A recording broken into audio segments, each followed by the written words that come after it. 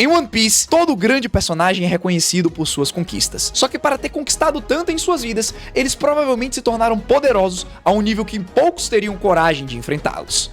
Dentre esses poderes utilizados, existem 4 tipos que envolvem todo esse maravilhoso universo e que, se usados da maneira correta, tornam a pessoa em questão completamente overpower. E já que estamos falando dos principais sistemas de poderes em One Piece, nada mais justo do que a gente começar falando da habilidade mais importante de todo esse universo, o Haki, que por mais que tenha sido introduzido oficialmente pós-time skip, ele está presente na obra desde o capítulo 1, quando Shanks deliberadamente resolveu afugentar aquele rei dos mares. Só que dentro do Haki existem 3 grandes ramificações. Vamos começar falando então do Haki do armamento, mais conhecido em japonês como Busou Shoku. Essa é uma forma de Haki que permite ao usuário usar seu espírito para criar, em essência, uma armadura invisível em torno de si, fornecendo capacidades ofensivas e defensivas potencialmente incríveis. Normalmente, as pessoas que utilizam essa habilidade conseguem escolher o quanto que elas querem revestir do seu corpo. Até mesmo lá no arco de Punk Hazard, conhecemos o Vergo, que consegue revestir totalmente o seu corpo em Haki do armamento. Porém, é muito mais comum que as pessoas revistam apenas algumas partes do seu corpo, como é o exemplo do confronto que temos lá em Dressrosa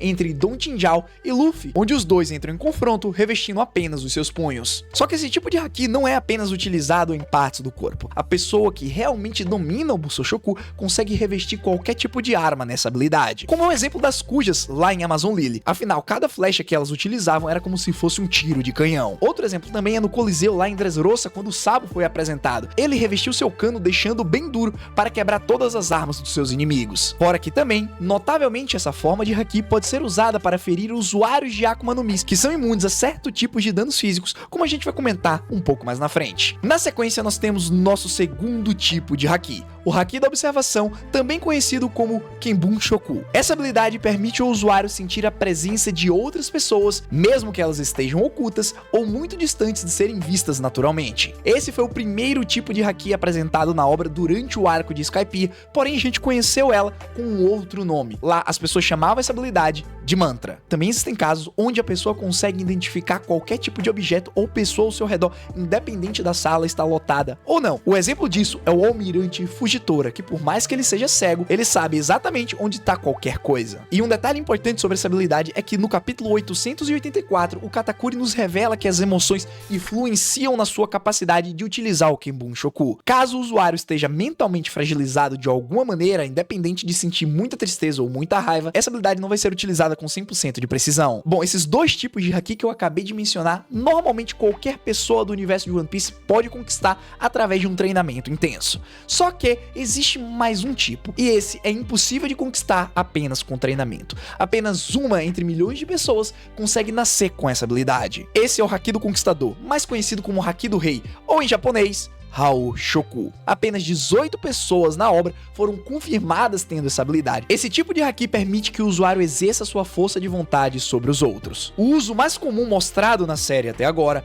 é usá-lo para exercer a força de vontade do usuário sobre aqueles com desejos fracos e torná-los inconscientes. Um exemplo muito claro disso é naquela cena épica onde eu me arrepio só de me lembrar, na Ilha dos Tritões, quando o Luffy simplesmente chega e desmaia mais de 50 mil inimigos. E também já foi mencionado pelo antigo braço direito do Rei dos Piratas, vulgo Rei das Trevas Rayleigh, que é possível que você treine o seu Haki do Rei. Os usuários mais experientes podem escolher indivíduos de vontade fraca em um grupo grande e eliminá-los sem afetar os outros. No entanto, aqueles que possuem uma força de vontade mais forte conseguem resistir ou até mesmo ignorar o Hao Shoku. Agora que você já entendeu toda a parte básica que envolve essa habilidade, vamos para os seus upgrades. O conceito de Haki do armamento avançado é uma coisa recente e nos foi explicado, digamos assim, durante o arco de Wano, mais especificamente lá no capítulo 947. Lá, ficamos sabendo que existem 2 tipos de técnicas avançadas. Vamos começar pela emissão. Com essa técnica, o usuário pode projetar seu fluxo Haki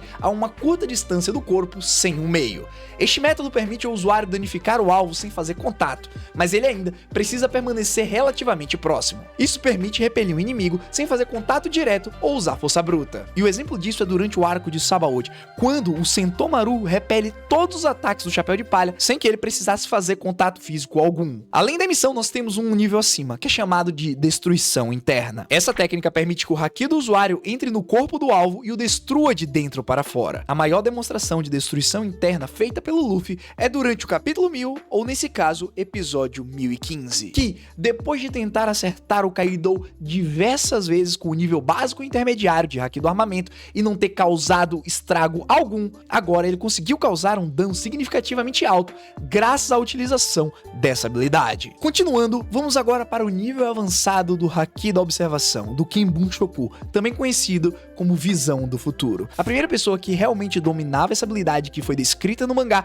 foi Charlotte Katakuri. Ele tinha a capacidade que, se eu não me engano, de prever até 3 segundos no futuro. Usuários que dominam essa habilidade conseguem treinar para continuar aprimorando a sua técnica e conseguir enxergar um futuro mais distante. Outra pessoa que também foi confirmada recentemente com a capacidade de enxergar no futuro foi o Shanks, durante a sua luta contra os piratas Kid. Só que diferente do Katakuri, Shanks se demonstrou capaz de prever pelo menos mais de 10 segundos no futuro. Além da técnica básica e avançada, nós temos um outro tipo de haki da observação que não foi nomeada em nenhum momento. Essa técnica foi usada respectivamente pela Aisa e pelo Kobe. Até onde a gente conseguiu entender, essa técnica também não tem como ser treinada, porque no momento em que alguém a possui, a pessoa começa a sentir as emoções das pessoas ao seu redor. Kobe apresentou essa habilidade durante a Guerra dos Maiorais e quase ficou louco enquanto sentia as pessoas morrerem ao seu redor. Ou seja, é basicamente uma espécie de ramificação lendária dessa habilidade. Agora vamos para a habilidade suprema, o haki do conquistador avançado. Até pouquíssimo tempo atrás, o haki do rei era utilizado exclusivamente para impor a vontade do usuário em cima daquelas pessoas mais fracas.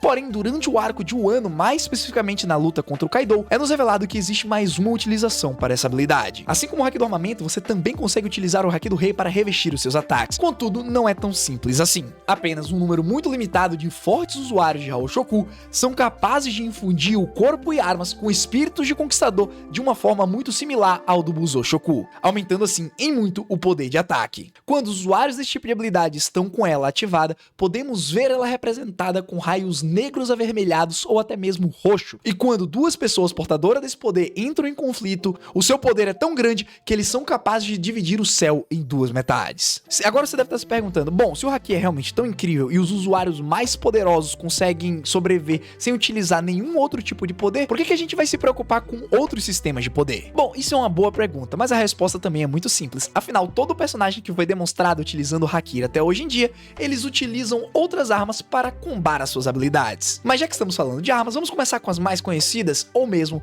as espadas, onde eu vou colocar qualquer tipo de lâmina nessa categoria também. Durante a obra já vimos muitos espadachins. Basicamente toda a tripulação pirata ou as organizações mais poderosas possuem um usuário de espada que é realmente competente ao extremo. Só que você sabia que todas essas lâminas são ranqueadas baseadas em suas características especiais e feitos? Dentre elas nós temos um número indeterminado de lâminas de grau. Na sequência nós temos 50 lâminas de grau hábil, depois 21 lâminas de grande grau e por final 12 lâminas de grau supremo. Não existe uma lista confirmada com todas essas espadas e lâminas, mas há algumas que são facilmente reconhecidas, como a Yoro do Mihawk e a Murakumogiri do Barba Branca. Existem vários outros tipos de arma no mundo de One Piece, como foi mostrado, por exemplo, o Kanabo do Kaido, que era basicamente uma massa gigantesca com espinho. Tivemos até mesmo um sabre de luz mostrado recentemente durante o arco de Egghead. E dentre todas as armas e lâminas nós temos até mesmo as lâminas negras, que nós temos pouquíssimas informações sobre elas, porém é dito que são poderosíssimas e muitas vezes amaldiçoadas, o que aumenta ainda a sua capacidade ofensiva. É muito importante ressaltar que as tripulações mais poderosas, independente de onde eles estejam, utilizam armas únicas envolvidas com seu poderoso haki. Bom, estamos falando de armas, correto? Já que estamos envolvidos nesse tema, não poderíamos deixar de mencionar as armas mais poderosas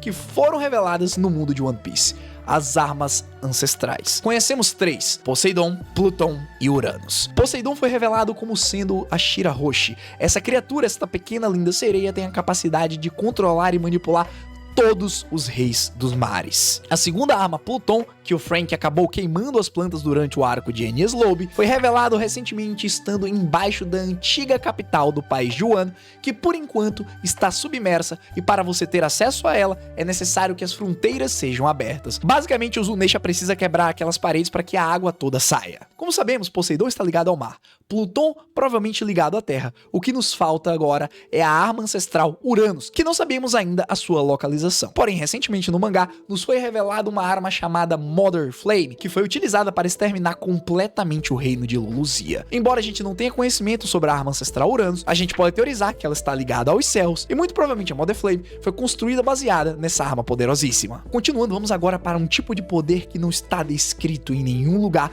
mas a sua capacidade atinge os limites mais improváveis da humanidade e da obra.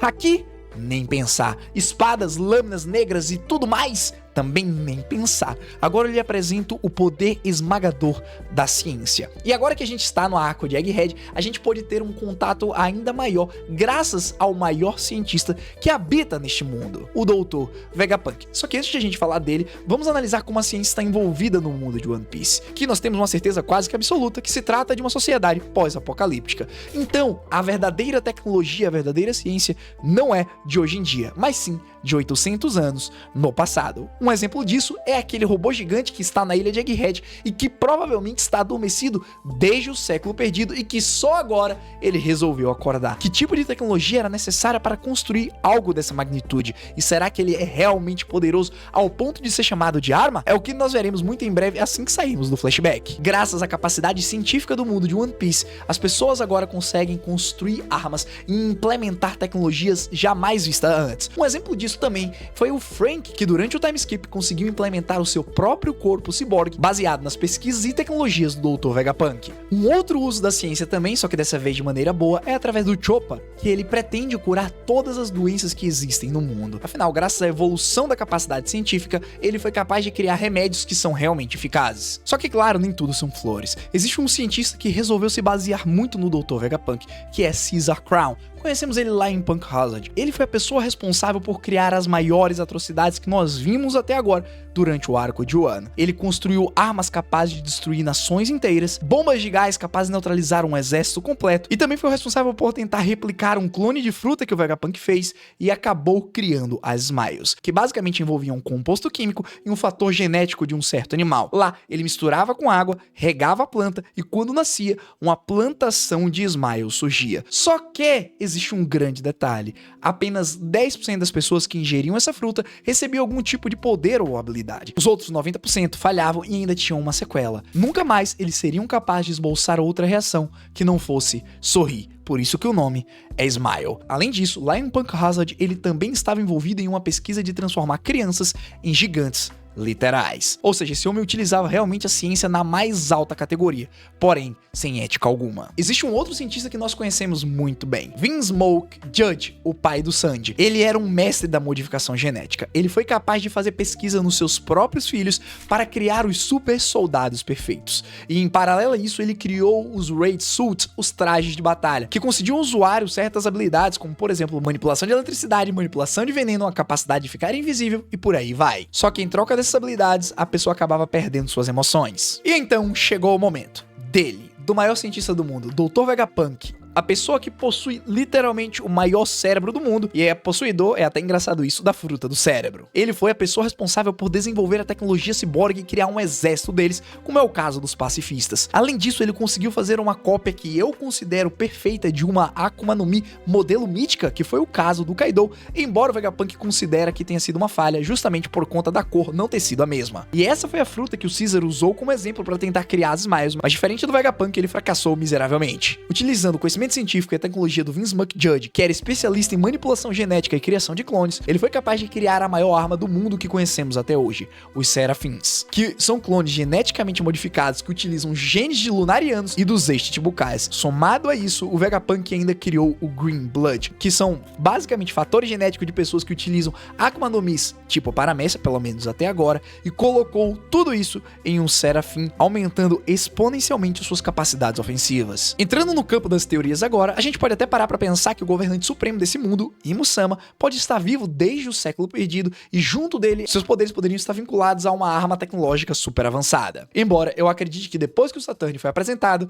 é bem provável que o segredo dos poderes de Imu-sama esteja relacionado com o poder mais famoso do universo de One Piece, que é o que nós vamos falar a partir de agora, Akumas no Mi, mais conhecidas como frutas do diabo. Ao ingerir uma dessas, o usuário ganha uma certa habilidade que varia de acordo com o tipo de Akuma no Mi que ele ingeriu. Era um fato que até recentemente apenas uma Akuma no Mi de cada tipo poderia existir, e ela só seria spawnada de novo quando seu usuário anterior morresse. Porém, graças ao Vegapunk, tudo isso mudou. Dentre as Akuma no Mis, nós temos 3 tipos: as Zoans, as Logias e as Paramécias. As Zoans, de maneira geral, até um tempo atrás era considerada como o tipo mais fraco de Akuma no Mi. A pessoa que ingere essa fruta ganha características de animais, além de ter um aumento significativo no seu ataque, na sua defesa, na sua regeneração e na sua estamina. Nós dividimos os Zoans em 4 tipos. As normais, que é, por exemplo, um caco da vida que vira uma girafa, um animal herbívoro. Depois nós temos os tipos carnívoros, como é, por exemplo, a fruta do leopardo do Rob Lute. Além de ter todos os buffs originais de um tipo de Zoan, eles são mais ferozes durante o combate, o que normalmente dá a eles um power-up nas suas habilidades. Depois nós temos os tipos anciãs, que é basicamente um bando de dinossauro, tigre dente de sabre, mamute e por aí vai. Se a gente for lembrar do arco de Wano, a tripulação do Kaido tinha vários usuários desse tipo de Akuma no Mi. Claramente esse é um tipo raro de Zoan e as pessoas que obtêm esse poder normalmente são bem mais fortes do que a média. E agora nós temos o último tipo de Zoan, o que provavelmente fez com que essa fruta se tornasse a mais poderosa entre todas as outras: as Zoan míticas. As pessoas que comem essa fruta têm a capacidade de se transformarem em seres mitológicos. Assim como vimos o Sengoku se transformando na estátua do Buda, o Marco se transformando na Fênix e a Yamato se transformando numa divindade chamada Okuchi no Makami. Além de toda a característica de um usuário normal de Zoan, os mitológicos ganham habilidades especiais, como é o caso do Marco, que consegue curar outras pessoas com suas chamas azuis. E agora nós temos o ápice, a habilidade suprema de um usuário de Akuma no Mi: o Despertar. Os poderes da Akuma no Mi podem, em raras ocasiões, alcançar o Despertar, aumentando muito as habilidades do usuário. No caso da Zoan, Kaido afirmou recentemente que para que você alcance esse estado máximo de poder, é necessário que o seu corpo e a sua mente estejam alinhados com a criatura da sua fruta. Além disso, para os poderes do tipo Zoan, o Despertar concede muito mais força, velocidade e durabilidade. Só que para alguns, como o Luffy, que despertou a Zoan mítica do Deus do Sol, lhe é concedido uma habilidade ultra especial. A partir do momento em que ele atingiu esse nível, ele ganhou basicamente o poder de transformar sua imaginação em realidade. Só que o engraçado é que o Oda nos trollou por muito tempo. Até um dia desse, a gente imaginava que a fruta do Luffy, na verdade, era uma Paramécia, que é o nosso próximo tipo a ser explicado. Esse é o tipo mais comum dos 3 tipos de Akuma no Mi. As frutas do tipo Paramécia concedem a seus usuários poderes sobre-humanos que não envolvem animais ou transformações elementais. Basicamente, isso dá um passe livre pro Oda criar qualquer tipo de poder e jogar nessa categoria. Normalmente, as Paramécias são divididas em 3 grupos, mas a gente tem um grupo especial no final. O primeiro tipo, o usuário é capaz de modificar o seu corpo. Um exemplo disso é o Joso, que utiliza a fruta do diamante. O segundo tipo de Paramécia permite ao usuário modificar as pessoas, objetos e ambiente ao seu redor, como é o exemplo da Zushi Zushi no Mi, do Almirante Fujitora, a fruta da gravidade, ou até mesmo a fruta do coração, que é a fruta do silêncio, o que fazia com que as pessoas que estivessem naquela área não pudessem emitir nenhum tipo de som. Além dessas duas, existe o terceiro tipo, que permite ao usuário gerar e manipular substâncias como a cera e o veneno. Nesse caso, lá em Enies Lobby, a gente viu o carcereiro-chefe Megaran utilizando a sua fruta do veneno, que até aquele momento a gente achava que era uma Logia. Porém, como eu mencionei agora, existe um quarto tipo, a Paramécia especial. E esse conceito foi nos introduzido lá no arco de Whole Cake pelo Katakuri. A sua Mochi Mochi no Mi faz com que ele seja esse tipo de usuário. Afinal, além de transformar o seu corpo em Mochi, ele consegue gerar e manipular essa substância. Outro exemplo de Paramécia especial é a Ope Ope no Mi do Trafalgar Law, que pra mim é uma das frutas mais quebradas de todo o universo de One Piece. Dentro da sua sala de cirurgia, o Law consegue manipular quase que a realidade em si, retirando o coração das pessoas, trocando personalidade e muito mais outras coisas. Fora que a sua fruta lhe concede uma habilidade especial, que é a cirurgia perene. Esse poder concede imortalidade a alguém em troca da vida do usuário. Assim como os Zoans, as Paramécias também podem despertar. Uma Paramécia despertada permite ao usuário espalhar seu poder além de seu próprio corpo e transformar material inorgânico ao seu redor no mesmo elemento da sua Akuma no Mi, bem como manipulá-lo da maneira que desejar. O efeito da transformação pode se espalhar por uma área muito ampla. Um exemplo de despertar de Paramécia é do Doflamingo. Afinal, a sua habilidade inicial era apenas gerar e controlar fios do seu corpo, só que a partir do momento em que ele desperta, ele transforma tudo ao seu redor em fios e consegue manipular livremente. Agora nós vamos para as Akuma no Mis mais raras. E não só isso, as mais hypadas, porque até um dia desse eram consideradas as mais fortes: Logias. A Akuma no Mi do tipo Logia permite que o seu usuário crie, controle e transforme seu corpo em um elemento natural, como gelo, lama, fumaça e fogo. A transformação elementar torna o usuário efetivamente intangível, além de permitir que o usuário permaneça no controle de seu corpo, mesmo quando ele é quebrado em pedaços. E o mais absurdo dessa habilidade é que a pessoa ganha todas as habilidades relacionadas a esse elemento, e os seus usuários são capazes de gerar quantidades quase que infinitas de energia, se estiverem, claro, relacionados ao seu elemento. Um exemplo disso é o Enel lá no arco de Skypiea, que não parava de dar choque de 10 milhões de volts no Luffy. Porém, dentre as Logias, tem uma fruta que se destaca por ser completamente diferente. A Yami Yami no Mi, a fruta da escuridão do Barba Negra. Diferente das Logias comuns, essa Akuma no Mi não possui intangibilidade, e é nos explicado lá no capítulo 441 do porquê que isso acontece. Diferente das Logias normais, a escuridão absorve tudo, inclusive o dano que é causado no Teach, fazendo assim com que ele não ganhe essa intangibilidade. Porém, essa fruta tem um bônus para compensar essa fraqueza. No momento em que o usuário da fruta da escuridão toca outros usuários de Akuma no Mi, automaticamente ele cancela os poderes daquela pessoa, porque nesse caso a Yami Yami no Mi absorve temporariamente os poderes daquele usuário, fazendo com que ele se torne uma pessoa comum. Só que essa não é a única maneira de você lutar contra um usuário de Akuma no Mi ou até mesmo um usuário de Logia. Existe uma habilidade que countera e muito usuários de Akuma no Mi, e é o que nós falamos lá no início do vídeo, o Haki do armamento. Até mesmo pessoas que estão iniciando o seu treinamento no Haki do armamento conseguem fazer com que usuários de Logia se tornem tangíveis, e aí a luta se torna meio justa, digamos assim. E claro que uma fraqueza óbvia para se combater um usuário de Logia é counterar o elemento em questão com o elemento oposto. Como é o caso lá em Skypiea, que o Enel estava utilizando suas técnicas de milhões de volts em uma pessoa que basicamente tinha um corpo de borracha, ou seja, ele era imune. Outro exemplo disso foi durante o arco de Alabasta, quando o Luffy pela primeira vez conseguiu ganhar de um usuário de Logia sem ele mesmo ser o counter. Lá ele descobriu a estratégia que molhar o Crocodile fazia com que a sua areia ficasse molhada e tornasse ele tangível novamente. Em relação ao despertar das Logias, ainda é um mistério. Porém, existe uma teoria circulando aí há muito tempo. Após a Guerra dos Maiorais, os dois grandes almirantes Aokiji e Akainu se enfrentaram lá em Punk Hazard. Após a sua luta terminar, o clima da ilha mudou para sempre. De um lado ficou nevando, enquanto do outro havia magma sem parar. Ou seja, baseado nessa informação que nós temos, pode ser que isso seja uma característica do despertar desse tipo de Akuma no Mi. E um grande detalhe agora envolvendo todos os tipos de usuários de Akuma no Mi, não só Logias, é que independente de que tipo você utilize, o Haki supera tudo. Um exemplo disso foi lá em cima do Domo da Caveira, quando o Law tentou utilizar a sua sala de cirurgia para mover o Kaido e a Big Mom, porém, ele não foi capaz. E lá, ele explicou que independente do poder que ele tivesse, ele jamais conseguiria utilizar suas habilidades em alguém cujo Haki fosse muito maior do que o dele. Então assim, independente do poder que você adquira no universo de One Piece, o mais importante é o Haki, porque assim você consegue combar com qualquer que seja a sua outra habilidade. Mas aí, agora, comenta pra mim qual tipo desse sistema de poderes você mais gostaria de possuir caso você vivesse lá dentro. E o mais importante, você quer um combo de habilidade? Comba direto com esse vídeo aqui que eu tenho certeza que você vai gostar para você se situar onde nós estamos no arco de Egghead. Foi um prazer, não esquece de se inscrever e deixar o like se você gostou do vídeo e a gente se vê em um próximo. Fui!